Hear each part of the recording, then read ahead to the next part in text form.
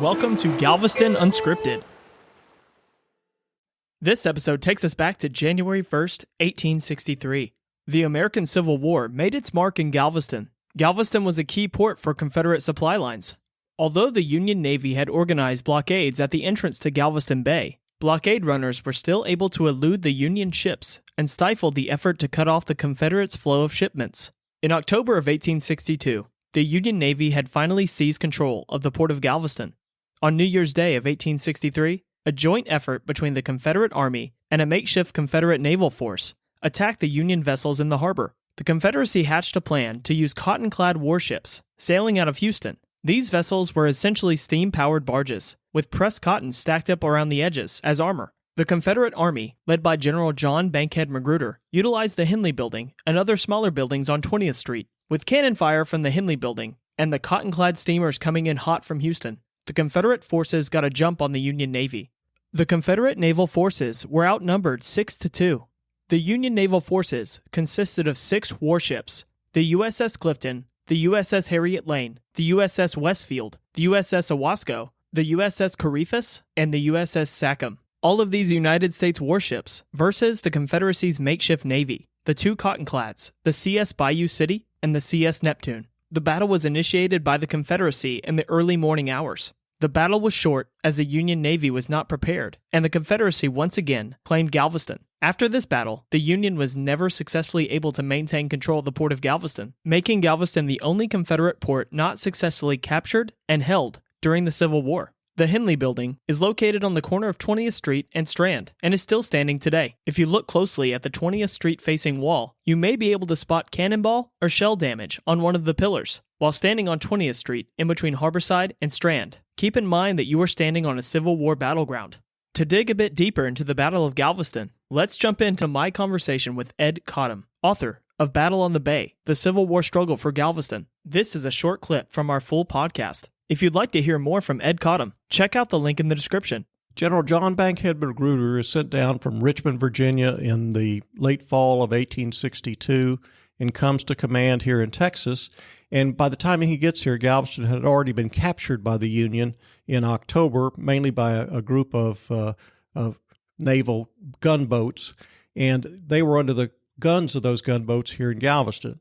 And General Magruder arrived from Virginia and immediately set out to try and recapture the city because he realized something that the prior general had not, and that is that to have any influence over the Confederacy west of the Mississippi, you had to control Texas. And the key to controlling Texas, he said, was to control Galveston. So to recapture Galveston, he came up with this incredibly bold plan, which involved basically firing a number of cannons from the waterfront over on the Strand area and even toward the water from there. And then in addition, he was going to come up behind the Federal fleet with a fleet of gunboats. But of course, there was no naval presence to speak of in Texas waters at the time on the Confederate part. And so what he had to do was kind of create some gunboats of his own by arming some of the package steamers that went from Galveston to Houston. And General Magruder had been in Virginia and had actually witnessed the battle between the Monitor and the CSS Virginia. And he'd seen that. And of course, those were ironclads. And he didn't have enough iron down here to do anything like that, and certainly didn't have the resources to create ironclads. But what he had in excess was cotton bales, because again they had cotton down here, and they were compressing it and trying to put it on board blockade runners at the time. But with Galveston in Federal hands, that was hard to do. So he had a lot of bales of cotton. So what he tried to do was to put these cotton bales on these steamers that he was going to try to make into improvised gunboats, and he put them all along the rails and made them basically about 2 bales high and 2 bales deep, creating a kind of a knee rail or something that the guys could kneel on and then fire on from aboard. And he put a couple of cannon in the front of each one of these gunboats, the Neptune and the Bayou City, and then he had 300 sharpshooters, 150 on each boat, that he put behind these cotton bales, and they were going to be the naval part of the Battle of Galveston. And then in addition to that, he took some more bales. He had an excess, and what he did was he put a large naval gun on top of a railroad car and put cotton bales all along that rail car, and he took that rail-mounted cannon, which was armored with cotton bales, and brought it down to Galveston and fired it during the Battle of Galveston. What's unique about this and interesting to me is it was only the second time in military history in the world where they had used a piece of rail-mounted artillery like this. And so what he was experimenting with was basically armored, mobile cannon, artillery pieces. And at the end of the war, they were actually trying to take railroad iron and take railroad cars and make them into a turreted cannon firing armored vehicle. So what they were really experimenting with was the predecessor of the tank. It's fascinating. That is fascinating. Is there anywhere we can find any Civil War battle damage in Galveston? Yes, there's a lot of Civil War damage in Galveston. The most probably obvious place is if you go over to the Hendley Building at the corner of 20th and Strand and go back to the 7th column from the Strand, you'll see up at the top of that Capitol that it's missing a big piece of it, and that is damage from the Battle of Galveston. So when the Mitchell people were restoring the Hendley Building, and I knew they were going to do it, I sent them a frantic email saying, I'm loving what you're going to do with the Hendley Building, but please don't fix the damage on the 7th column because that's Civil War related. They assured me that it would not, and they did a wonderful job in restoring the building.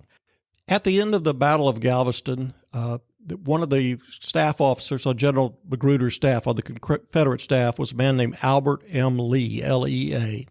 And he went to the waterfront because he knew that his son, Edward Lee, had been serving as the first officer, the executive officer on board the USS Harriet Lane, which had been captured by the Union during the battle. And so this was literally a case when father was fighting against son. And at the conclusion of the battle, Lee hurried across to the waterfront, was rowed out to the Harriet Lane, which had been captured, and found his son mortally wounded on the deck. And they spoke for a few moments, and then Albert went away to see if he could find his son some medical attention. But of course, by then it was too late, and he returned only to find that his son had died. But he asked about the son in his last moments, and was told that at the end the boy kept repeating to everybody he would ask, "I'm fine. My father is here. My father is here." And so the next day, something really, really remarkable happened in Galveston. And it was at the cemetery complex that's the Trinity Episcopal Cemetery today over off Broadway, in that enormous cemetery complex. And at that cemetery, a joint funeral was held for this young man, Edward Lee, and his commanding officer, a man named Jonathan Wainwright, who was the captain of the Harriet Lane. And Wainwright himself was a Mason. And so the Galveston Masons, even though they were Confederate and this was a Union officer, held the Masonic service for their deceased former foe, Jonathan Wainwright, and had the whole service there at the Trinity Cemetery. And not only the Confederates in the area were assembled, but all the Union prisoners as well. And they all were there while Albert Lee then read the Episcopal service over his son in this cemetery with both sides present for it. And after the war, a marker was put up for Edward Lee. Jonathan Wainwright's body was taken north, but Edward Lee still stands there today, and it's a very simple stone that has a broken anchor on it, and the inscription that this is the last resting place of Edward Lee, killed in battle January 1, 1863, Galveston, Texas. And the only other thing on it is the quotation, "My father is here." And, to me, that says really more about what this war was about and what it involved than any other monument I can think of anywhere in the country. And that's kind of unique for Galveston. We had a very special coming together of people right in the middle of the war for this one very poignant experience. And it's something that I think a lot of people don't know about today, but everybody is impressed by it and has to think about it because it's an amazing experience. For historic resources or more information, check out the episode description.